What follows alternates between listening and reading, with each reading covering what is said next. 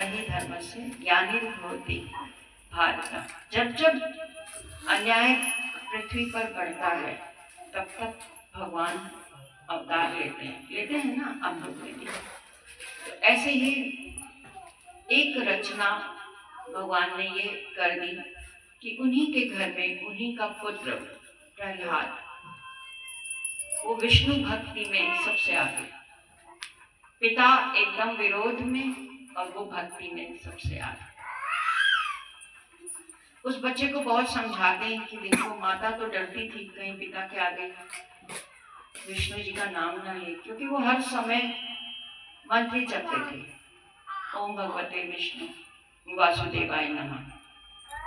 5 वर्ष का बालक है, जब उसको गुरुकुल में भेजा जाता है तो वहां भी वो बच्चों को भक्ति की राह पर चलाता है। वो असुर जाति के बच्चे थे, उनके परिवारों में ये था कि तुम अगर यहाँ रहना चाहते हो तो हिरण्यकश्यप ने अपना स्वयं को राजा घोषित किया हुआ था कि मैं राजा हूँ, मेरा कहना सब मानो। तो उनके माता पिता समझा कर भेजते थे कि भाई तुमको भूले से भी विष्णु भगवान का नाम नहीं लेना है। और स्कूल में आते, वो गुरुकुल में आते तो भक्त प्रहलाद उनको भगवान विष्णु की आराधना की तरफ जोड़ते थे। वो दिखाते थे प्रकृति कितनी सुंदर है, देखो ये जीव जंतु कितने सुंदर हैं। कोई उनका मित्र किसी पक्षी को मार देता था गुलेल से या उसको कष्ट पहुंचाता था तो ये वो पक्षी घायल होकर गिरता तो ये उसको संभालते।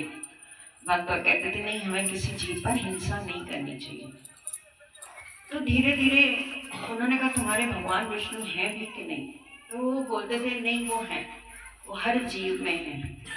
फिर एक दिन उनका एक दोस्त उनको पहाड़ पे दूर लेकर जाता है और दिखाता है कि आज मैं तुमको तुम्हारी गति क्या होने वाली है ये बताता हूँ, क्योंकि तुम भगवान विष्णु का नाम लेते हो और तुम देखो तुम्हारी गति क्या होने वाली है।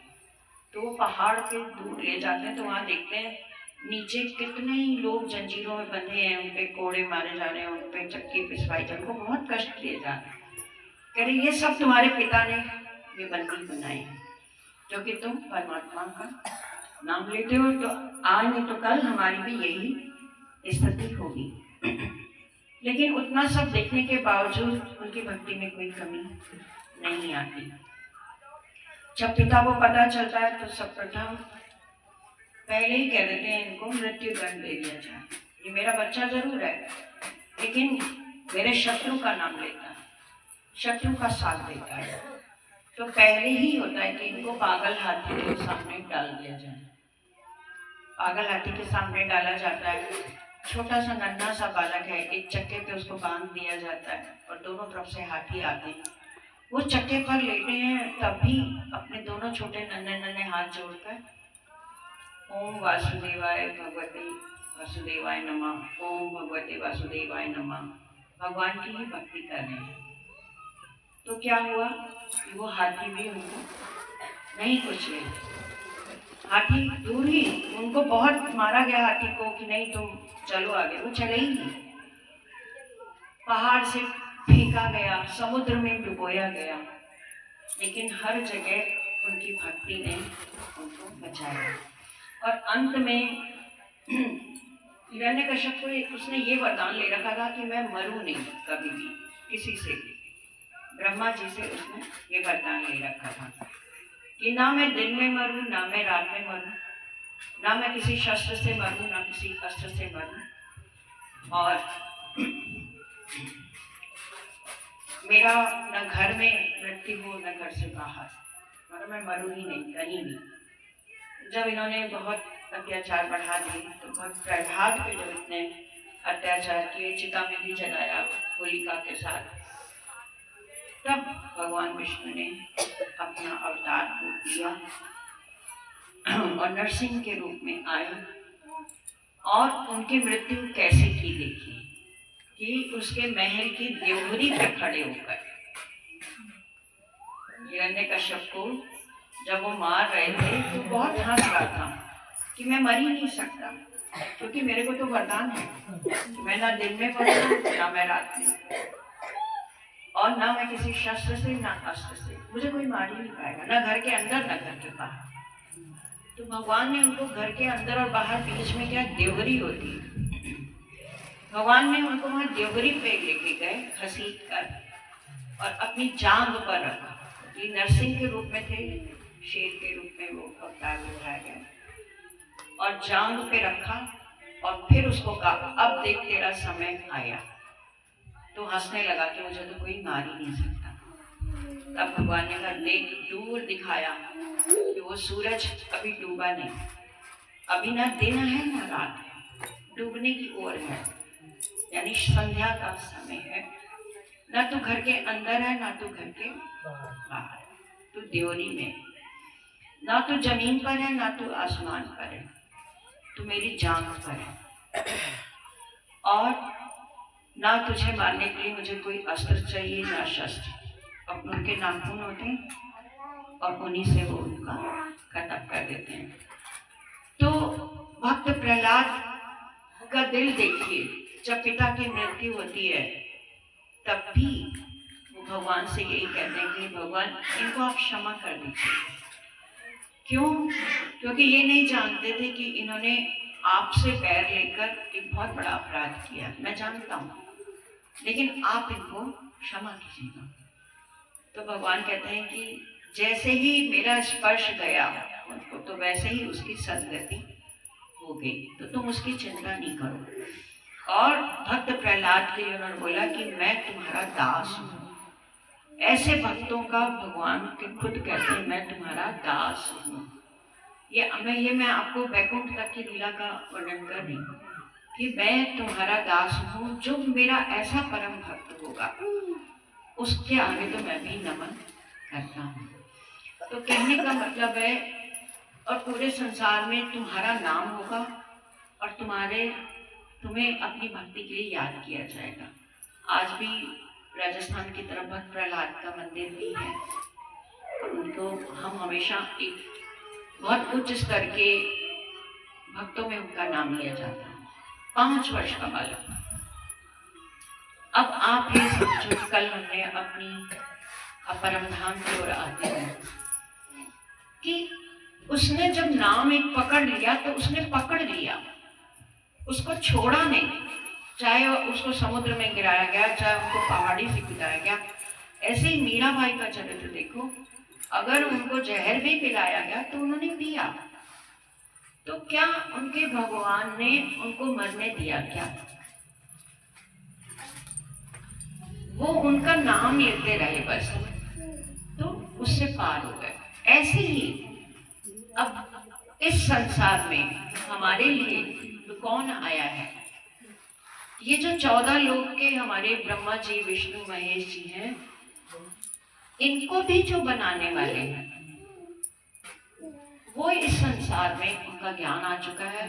वो इस संसार में अपनी रूहों के लिए, अपनी आत्माओं के लिए वो आए हैं प्रेम का संदेश लेकर कि मुझे तुम उस अनन्य प्रेम से प्राप्त कर सकते हो।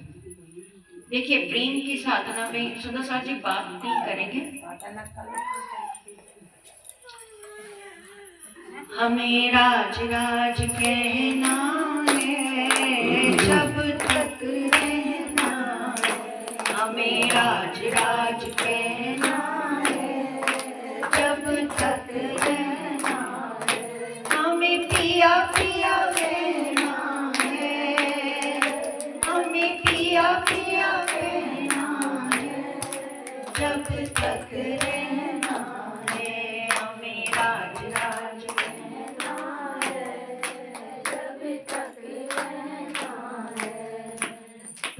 ये कह रही हूँ कि वो प्रेम की शक्ति तो ऐसी है, ना आपको कोई कसनी करनी, ना आपको कोई शरीर को कष्ट देना, ना आपको कहीं गुफा में जाके तपस्या करनी। केवल अपने हृदय में प्रेम लेकर उनको पुकारना है, केवल अपने हृदय में उनको प्यार से पुकारना है। अब ये 14 लोगों के मालिक इस संसार में आए हुए हैं। इनके आने की गवाही, ये कलयुग में आए हैं, कलयुग चल रहा है, 28वां कलयुग। इनके आने की गवाही सतयुग में ही भगवान शिव ने पार्वती जी को दे दी थी। भगवान शिव हमेशा ध्यान में रहते हैं। आप लोगों ने भी देखा होगा, भगवान शिव हमेशा साधना में रहते हैं। भगवान विष्णु शेषाई नाग पर हमेशा साधना में, ध्यान में रहते हैं। भगवान विष्णु से भी लक्ष्मी जी ने पूछा कि आप किसका ध्यान करते हो, तो वो नहीं बताया। कहने लगे मैं उनके बारे में बता ही नहीं सकता। तो लक्ष्मी जी नाराज हो गई और 21 कल्पांत तक उन्होंने तपस्या की। 21 कल्पांत तक तपस्या की, धूप सही, बारिश सही, कि मुझे मेरे स्वामी नाम बताएं कि वो किसका भक्ति करते हैं, लेकिन वो उनका नाम नहीं बता पाए। इसी तरह भगवान शिव से जब उमा ने पूछा कि आप मुझसे कुछ छुपाते हो, मुझे लगता है कि आपके भी ऊपर आप किसका ध्यान करते हो। और कई बार तो शिव भगवान जब ध्यान में होते हैं ना, उस सुख में होते हैं, तो उनके अश्रु भी नेत्रों से आते हैं उस आनंद में। तो पार्वती जी कहती हैं आप किसका ध्यान करते हो, कौन सी लीला का ध्यान करते हो। तो भगवान ये कहते हैं कि वो मैं बता नहीं सकता, मुझे आनंद तो आता है, पर वो कहाँ से आता है, कौन देता है, इसको मैं नहीं बता सकता। तो नाराज हो जाती पार्वती जी कि ऐसा क्या है कि आप बता नहीं सकते, क्या मैं पात्र नहीं हूँ, क्या मैं योग्य नहीं हूँ उसको सुनने के लिए। तो उन्होंने कहा ठीक है, तुम इतना जिद करती हो, चलो मैं तुम्हें वो ज्ञान, उनकी अगर कृपा होगी तो बताने का प्रयास करूंगा, लेकिन अब तुम सुन पाओ या नहीं सुन पाओ ये मैं नहीं जानता। तो कहने लगी नहीं, मैं सुन पाऊंगी, तुम बताओ। तो कहने लगे ठीक है, मैं तुम्हें बताता हूँ, मेरा तो ध्यान वही होगा, आंखें बंद होंगी, मुझे कैसे पता लगेगा तुम सुन रही हो कि नहीं सुन। तो भगवान शिव तब पार्वती माता ने कहा कि नहीं, आप सुनाओ वो ज्ञान और मैं हुंकारा भरती रहूंगी, यानी हाँ हाँ ऐसा कहती रहूंगी। तो उन्होंने कहा ठीक है। अब भगवान ने अमर कथा कहनी आरंभ की। उसका नाम ही है अमर कथा। अब देखिए, अमरनाथ की यात्रा पर जाते हैं ना, तो क्योंकि वहां पर ये मान्यता है कि वो शिवलिंग अपने आप बनता है, अपने आप वो खत्म होता है, और वहां बैठकर अमर कथा सुनाई है। जब अमर कथा का आरंभ वो करते हैं, जो भी उनको आनंद आ रहा होता है उसको बताने का प्रयास करते हैं, तो थोड़ी ही देर में पार्वती जी को नींद आ जाती है, वो उस ज्ञान को सुन नहीं पाते। आपको मैं ये कहना चाह रही हूँ कि जिस ज्ञान को त्रैगुण भी नहीं सुन पाते और जिस के लिए प्रतीक्षा कर रहे हैं त्रैगुण में, भगवान शिव भगवान विष्णु जिनकी प्रतीक्षा कर रहे हैं कि वो इस कलयुग में आएंगे तो हम उनके दर्शन करेंगे, वो आपको घर बैठे ही उनके दर्शन हो। ये कितने बड़े भाग्य की बात है। अभी भजन चला था कि प्रणाम जी, कि चलो परम धाम के दर्शन को मिटा लो मन के तर्पण। कि हमारा मन आज अशांत रहता है, हमारा मन दुखी रहता है, हर पल शांति की खोज में रहता है, हर पल एक ऐसी अवस्था की खोज में रहता है कि जहां पर मुझे अखंड शांति मिले, अखंड सुख हो। हम इन दुनिया के सुखों के पीछे भागते हैं, पैसा भी खर्च करते हैं कि ये सुख मिल जाए, ये सुख मिल जाए, लेकिन कहीं भी सुख नहीं मिलता। अगर पैसे में ही सुख होता तो जितना धनवान व्यक्ति है वो सुखी होना चाहिए। अगर पैसे से ही सुख है, जो टाटा बिरला बड़े बड़े उद्योगपति हैं, बड़े बड़े पैसे वाले हैं, वो कह दे कि भाई मैं बहुत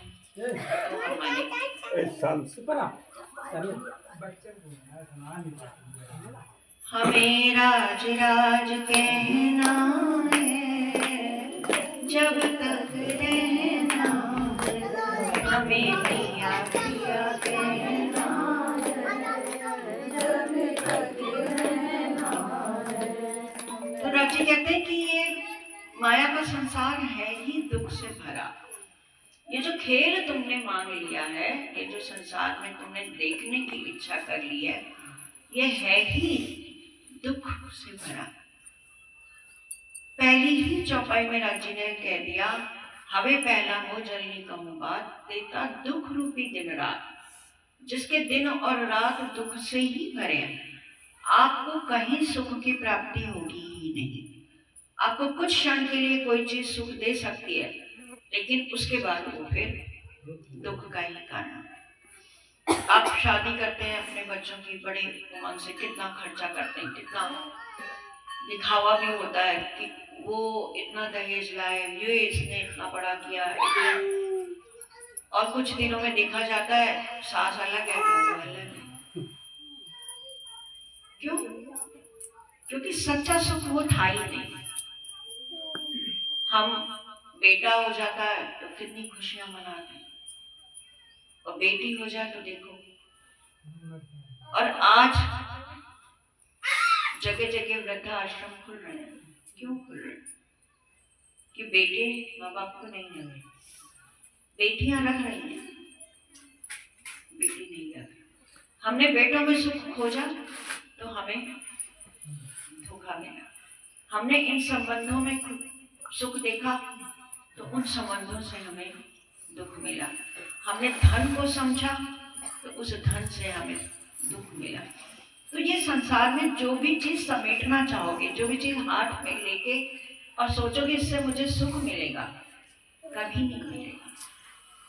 सच्चा सुख अगर आपको चाहिए तो हमेशा आपको सत्य की तरफ आना पड़ेगा। आपको सत्य की पहचान करनी होगी। इस माया के जगत में ये सत्य ज्ञान की तरफ आना पड़ेगा। इस वाणी में सारी हकीकत संसार की लिखी है। इस संसार में कैसे कैसे धर्म संप्रदाय हैं। और कल हमने देखा, हम लोग तो यहाँ पर क्या करने आए हैं? हम तो इस संसार को देखने आए। हम ब्रह्म आत्माएं हैं, हम परम धाम की रहने वाली हैं, हम वहाँ प्रेम और इश्क में ही रहने वाली हैं। हमने ये खेल मांग लिया कि इस दुख के खेल को हमने अपनी इच्छा से मांगा। अब वो धनी हमें दिखा रहे हैं, उसका विषय क्या करता है, उसका डायरेक्शन चेंज करो या तो विषय करता है। तो क्या है कि हमने उस दुख के खेल को मांग लिया। जब दुख के खेल को मांगा तो हमने क्या सोचा था कि हम ऐसी दुनिया में जा रहे हैं जो दुख में भी हमें बहुत आनंद मिलेगा। जब हम परम धाम में थे ना, तो राजी हमको कहीं कहीं घुमाने ले जाते थे, तो हर खेल में आनंद होता था। कभी हम कुंजवर में दौड़ रहे हैं, कभी हम जमुना जी में झीलना कर रहे हैं, कभी हम झूलों में झूल रहे हैं। जब ये खेल मांगा ना, तो राजी ने कहा कि उस खेल में तुम जुदा हो जाओगे, तुम्हें दुख मिलेगा। तो हमें दुख पता ही नहीं था क्या होता है। तो हमने सोचा दुख भी कोई बहुत अच्छा होता हो, दुख में भी बहुत आनंद आता होगा, माया भी बहुत सुखकारी होगी। हमने ये सोचकर हम सभी ब्रह्मात्माओं ने जोश और से कहा हमें वो खेल देखना है। राजी ने हमें बार बार मना किया, उस संसार में मत जाओ, उस दुख को मत देखो। जैसे जैसे धनी मना करते थे वैसे वैसे हम खेल को देखने की इच्छा करते थे। ये हमने कल के प्रसंग में देखा।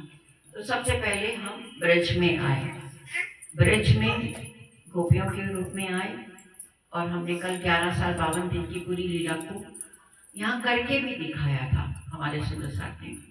उसके बाद हम रास खेले अपने भगवान के संग, अपने धनी जी के संग, और फिर ब्रज और रास दोनों खेल के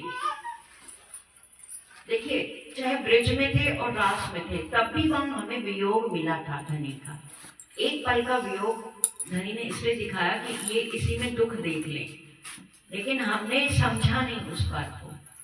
और जब अपने घर गए, अब तीसरी बार हमने फिर कह दिया कि हमें तो संसार का खेल फिर से दिखाओ। अभी हमारी इच्छा पूरी नहीं हुई, क्योंकि तुम तो कहते थे तुम भूल जाओगी, तुम दुखी हो जाओगी।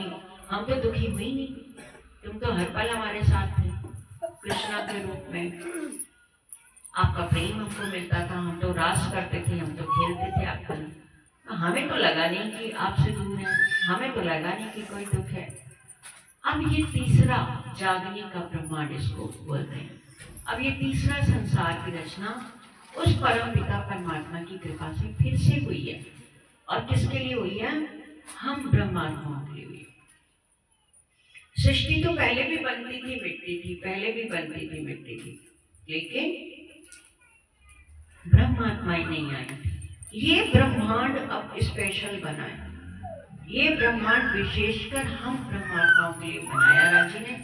और अब की बार उन्होंने कहा, अब की बार तो मैं ऐसा करूंगा कि तुम जुदा जुदा धर्मों में जाओगी, जुदा जुदा तनों में जाओगी, जुदा जुदा स्थानों पर जाओगी, ऐसी जगह जाओगी कि मेरा नाम भी लेने वाला कोई नहीं होगा। अब आज अंगूठिया गांव में आप बताओ कि पूरन ब्रह्म जी की हमारी हो रही है चर्चा, कोई नहीं आएगा। जो उनकी खिंची रूह होगी उसके सिवा कोई नहीं आएगा, क्योंकि राज्य ने ही ऐसी लीला रची है कि उनकी ब्रह्मात्मा के सिवा इस ज्ञान को कोई सुन ही नहीं सकता है। इस ज्ञान को अंत में ये ज्ञान पूरी दुनिया के लिए आए, राज्य खोलेंगे, पूरी दुनिया इसका लाभ लेगी, लेकिन पहले इसका सुख हम ब्रह्मात्माएं लेंगे, क्योंकि हमने राज्य से जो खेल मांगा, जो हुक्म का इल्म का खेल चल रहा है, उसका सुख, उसकी लज्जत यहाँ पर हमको राज्य इस ज्ञान के रूप में दे रहे हैं। हम लोग परम धाम में थे, बहुत इश्क और प्रेम में रहते थे, लेकिन क्या था, इश्क की लज्जत नहीं थी, इश्क की पहचान नहीं थी, तो उसका स्वाद नहीं था प्रेम का। जब हम यहाँ आए तो हमें उस प्रेम का स्वाद आया, उसकी लज्जत आई, उसको हम अनुभव कर पाए कि कितना सुंदर हमारा परम धाम था, कैसे कण कण में नूर ही नूर भरा था, कैसे पशु पक्षी हमारे साथ खेलते थे। ये सब इस वाणी से हम उसकी लज्जत ले पा रहे हैं। तो परम धाम के लिए एक भजन के माध्यम से बताती हूँ। जहाँ कण कण में है नूर भरा, शोभा परम्पारा, वो परम धाम है हमारा, वो परम धाम है हमारा। जहाँ कण कण में है नूर भरा, शोभा परम्पारा, वो परम धाम है हमारा, वो परम धाम है हमारा। जहाँ कण कण रोशन है।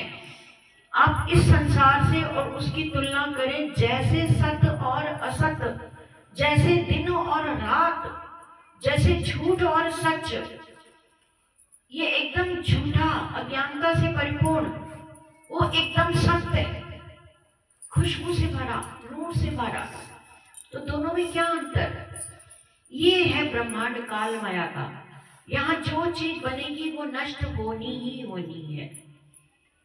इसके ऊपर है योग माया का ब्रह्मांड। वहां पर जो चीज बन जाएगी वो मिटेगी नहीं, बन जाएगी कोई चीज, मिटेगी नहीं। लेकिन परम धाम हमारा कैसा है कि ना कभी कोई चीज बनती है, ना कभी कोई चीज मिटती है, अनादिकाल से है। जब ये सृष्टि नहीं थी, ये प्रकृति नहीं थी, ये सूरज चांद तारे कुछ नहीं था, तब भी हमारे राज्य महाराज परम धाम था। और जब ये सब नहीं रहेगा तब भी वो, क्योंकि तभी उनको अनादि अक्षरातीत बोला है, अनादिकाल से है। कोई उनकी वो समय में नहीं बंधते। पूर्ण पारब्रह्म अक्षरातीत कभी जन्म नहीं लेते, वो अनंत हैं, उनके गुणों को गिना नहीं जा सकता, उनकी माया को, उनकी लीला को गिना नहीं जा सकता। लेकिन इस वाणी में उसको गिनती में कहना पड़ा है। और ये वाणी किसी की लिखी हुई वाणी नहीं है सुदर्शन जी की, किसी की रचना हो। ये स्वयं उस पूर्ण पारब्रह्म जो अनंत मेहर के भंडार, अनंत सुख को देने वाले हैं, अनंतता जिनका विशेष गुण है, उनके आवेश से, उनकी शक्ति से ये उतरी हुई वाणी। ये शब्द जागृत शब्द हैं। ये पूरी परमधाम की लीला उन्होंने अपनी रूहों के लिए यहाँ खड़ी की है कि मेरी रूहें इस संसार में आके भटक ना जाएं, कहीं और ना खोजने लगे, कहीं और उनको मार्गदर्शन नहीं मिला तो वो भटक सकती हैं अपने रास्ते से। तो ऐसे में ये ज्ञान कलयुग में उतरा, जिसको शिव भगवान ने उमा से कहा। जब उमा को नींद आ गई तो उसे बहुत प्रायश्चित हुआ कि क्या मैं उस ज्ञान की सुनने की अधिकारी भी नहीं। बहुत उन्होंने विलाप किया। तब भगवान शिव ने कहा कि नहीं, तुम्हें उनके दर्शन होंगे। 28वें कलयुग में वो पूर्ण पारब्रह्म स्वयं इस संसार में आएंगे, उनका ज्ञान आएगा और वो अपनी ब्रह्मात्माओं के लिए आएंगे। तो ऐसा हमारा सुंदर परमधाम जहाँ हम रहते थे, पहले हम उसको देख लेते हैं। जहाँ कण कण में है नूर भरा और शोभा परम्पारा, वो परम धाम है हमारा, वो परम धाम है हमारा। आती है बहारें इच्छा से और वृक्ष भी सजदा बजाए। वहाँ की हर चीज चेतन है, बोलती है, नाचती है, गाती है। जहाँ बहारें भी हमारी इच्छा से आती हैं। हम रूहों का ही राज्य चलता है, राज्य के दिल पर हम रूहें ही राज करती हैं। जैसा हम रूहों की इच्छा होती है राज्य महाराज वैसा कर देते हैं। अभी यहाँ इतनी गर्मी है, अभी परमधाम में तो गर्मी है और उसका कोई बात ही नहीं। यदि हम कोई भी मौसम बदलना चाहें, आती हैं बहारें इच्छा से। हम चाहें वर्षा होने लगे तो होने लगेगी हमारी इच्छा से, मोर नाचने लगेंगे, पशु पक्षी नाचने लगेंगे। हम चांदनी रात है, पूनम की रात है, हम बैठे रंग महल की चांदनी पर और हमने कहा राजी ये रात तो कभी खत्म ही ना हो। नहीं होगी खत्म, चलती रहेगी वो रात। क्यों? रूह की इच्छा से वहां सब होता है। तो आती है बहारें इच्छा से और वृक्ष भी सजदा बजाए। पशु पंखी जहाँ के मिलजुल कर हैं, गीत पिया के गाए हैं, गीत पिया के गाए। पशु पंखी भी नाचते हैं, कूदते हैं। ऐसे पशु पंखी नहीं है, उनका रोम रोम नूर से भरा है। एक पंखी का पर भी वहां गिरता नहीं है, क्योंकि वहां क्षय नहीं है किसी भी चीज का। एक पत्ता नहीं गिरता, एक एक पत्ते में हजार हजार रंग हैं, एक एक फूल में हजार हजार पंखुड़ी, एक एक पंखुड़ी में हजार हजार रंग। हमारी इस कल्पना से परे, इसलिए उसको इस ज्ञान के माध्यम से, इस जागृत बुद्धि के माध्यम से देखा जा सकता है। हम अपनी दृष्टि से सोचें, अपनी बुद्धि से, तो वहां का कभी हम विचार नहीं कर सकते। हमें तारतम मंत्र क्यों दिया जाता है कि तारतम मंत्र लेके ही वाणी पढ़ना चाहिए, ऐसा हम बोलते हैं। क्योंकि तारतम मंत्र लेते ही हमारे सद्गुरु हमारा इनसे नाता जोड़ देते हैं और हम अधिकारी हो जाते हैं। यानी हम ये जो जागृत बुद्धि का ज्ञान है, इसको लेने के अधिकारी होते हैं। और तारतम से पहले हमें 4 बातें बताई जाती हैं कि आपको आहार शुद्ध रखना है। आहार सबसे पहला है। आपको मांस मदिरा का सेवन नहीं करना है। चोरी, झूठ बोलना, पर स्त्री का मन, सब कुछ वर्जित। आहार शुद्ध रख के आप अपने अंदर, अपने हृदय में प्रेम का धरातल तैयार कर सकते हो। क्योंकि जैसा खाओगे अन्न वैसा बनेगा मन। तो आहार की शुद्धता सबसे जरूरी है। सब तारतम्य मंत्र देते हैं तो ये चारों चीजें सदगुरु बताते हैं कि अगर आप मंत्र ले रहे हो तो आपको इनका पालन करना होगा, और इनका पालन करके हमें जो मंत्र देते हैं उसका जाप करना होगा, और साथ में ये वाणी को पढ़ना होगा। ये हमारे लिए बहुत अनिवार्य है। जैसे हमारे लिए खाना पीना अनिवार्य है सुबह उठकर, ऐसे राज्य के साथ इसको केवल पढ़ना नहीं कहते, ये कहते हैं पूर्ण ब्रह्म परमात्मा राज्य महाराज स्वयं हमारे घर में है, हम उनसे बातें करते हैं, हम उनको रिझाते हैं, हम उनको प्रेम से देखते हैं, हम उनको निहारते हैं, हम उनका श्रृंगार करते हैं। अगर कोई वाणी नहीं भी पढ़ पाता और राज्य आता है और उनकी सेवा ही कर ले, उनका श्रृंगार कर ले, उनको भोग लगा ले, उनको अपनी आत्मा का पति मानकर उनको सब कुछ करे, तो आपका पूरा इस भवजल से आप पार हो जाओगे, आपको धनी मिल जाएंगे। आपको इसी जन्म में इसी काया से ईश्वर की प्राप्ति हो सकती है, राज्य महाराज का दीदार हो सकता है। आप ये बताओ, जिन जिन को हमारे परमहंसों को दीदार हुआ राज्य का, उनके पास 24 घंटे के अलावा कोई घंटा था क्या?